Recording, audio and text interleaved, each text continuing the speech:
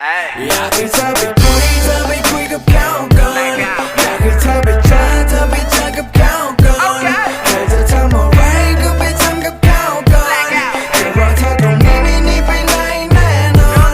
ก็พอจะเข้าใจเธอเป็นของเขาก่อนก็ไม่เคยสงสัยเธอน่ารักเขาก่อนรักที่เธอให้เขาคงเป็นรักแท้แน่นอนแต่ถ้าหากเธอเข้ามาตอนเธอจะเข้านอ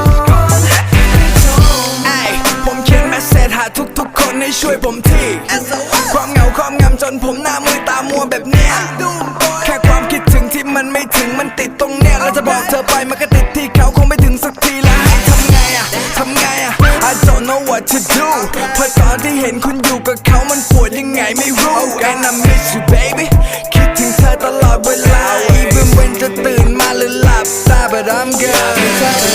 เธอไปคุยกับเขาก่อนอยากให้เธอไป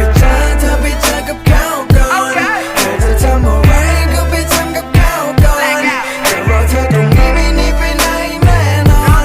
ก็พอจะเข้าใจเธอเป็นของเขาก่อนก็ไม่เคยสงสัยเธอน่ารักเขาก่อนรักที่เธอให้เขาคงเป็นรักแท้แน่นอนแต่ถ้าหากเธอเข้ามาตอนเธอจะเข้านอ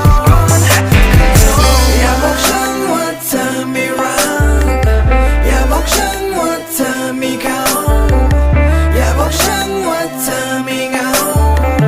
ไม่ต้องพูดไว้เลยได้ไหมค่ำคืนนั้นยาวนานที่ผมต้องเผชิญกับมันถ้าคุณยังว่างอยู่ขอแค่มีคุณมาอยู่ด้วยกัน Even just a call โทรมาหาเมื่อตอนคุณเหงาเด้ตอนคุณนั้นไม่มีเขาผมว่างให้คุณตลอดทั้งวันผมเองก็รู้ว่ามันไม่ดีที่คุณแอบมาเจอกันบ่อยๆแต่ว่าเขาคงจะไม่รู้ถ้ารู้ผมคงจะโดนต่อยไม่เป็นไร don't worry